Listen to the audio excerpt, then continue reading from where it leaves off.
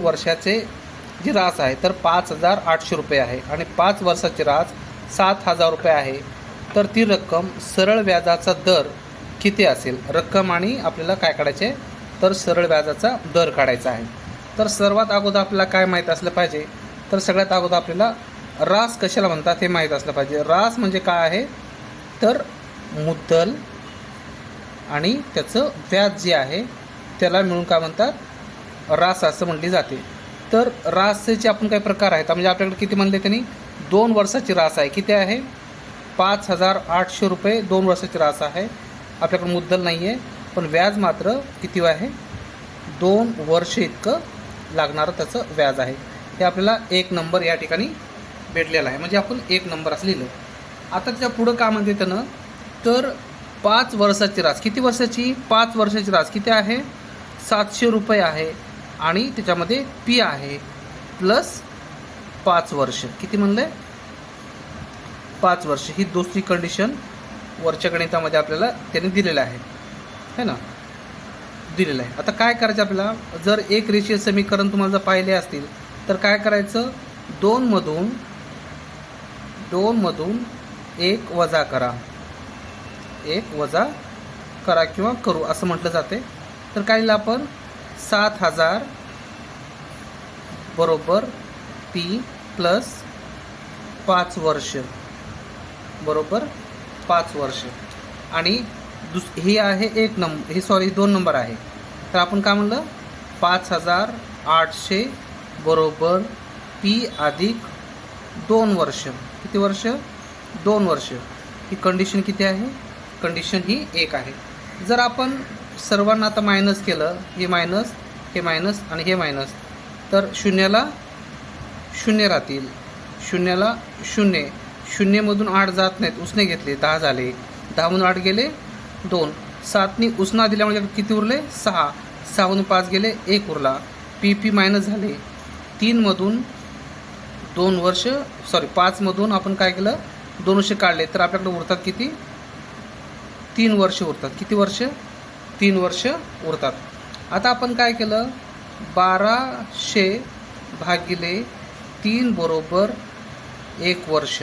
काय करू 1 वर्षाकडू तर 3 1 3 3 2 6 3 3 9 3 चौक 12 म्हणजे 400 रुपये प्रति वर्ष व्याज आपल्याला इथे मिळेल. एका वर्षाचं 400 रुपये तर 2 वर्षात किती असेल मग तर 2 गुणिले 400 बरोबर 800 रुपये आपल्याला काय मिळालं आहे इथं व्याज मिळालं आहे 800 रुपये व्याज मिळालं आहे. तर आपल्याला काय आहे इथं दिलं आहे त्यांनी कंडिशन नंबर 1 मध्ये दिलेलं आहे. तर आपण इथं लिहिलं 5,800 रुपये बरोबर पी अधिक व्याज किती आहे 800 रुपये आपलं व्याज आहे. कंडिशन नंबर 1 तुम्ही चेक करून बघा. 2 वर्षाचं रास जे आहे 5,800 रुपये आहे आणि आपल्याकडं पी म्हणजे मुद्दल आपल्याकडे उपलब्ध नाही या हिशोबाने आपण ते केलेलं आहे.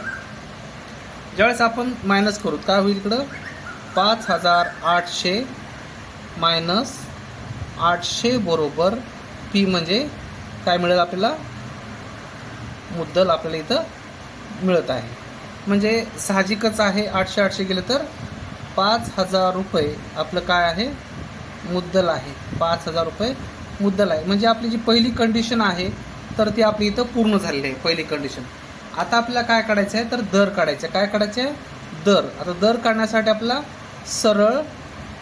सरळ व्याज बरोबर मुद्दल गुणिले दर गुणिले वर्ष कालावधी भागिले 100 हे सूत्र वापरून बघायचे आपल्याला.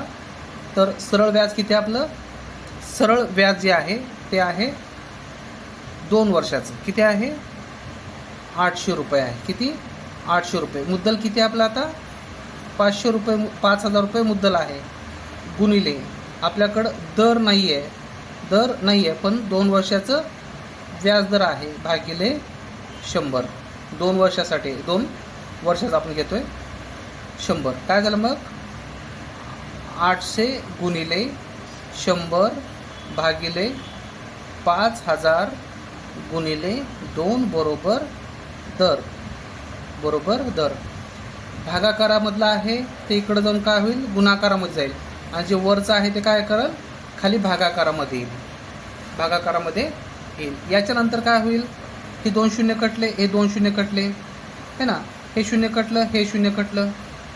आता 5 1 5, 5 1 5, उरले किती, 3, है ना. 5 सख्ख 30, म्हणजे काय आलं, 16/2 बरोबर दर. दर काय आला मग आपला, 2 16, 8% एवढा दर आलेला आहे. 8% एवढा दर या ठिकाणी आपल्याला मिळालेला आहे. म्हणजे आपण 8% दराने ते काढलेलं आहे, असं आपण त्याला करू शकतो.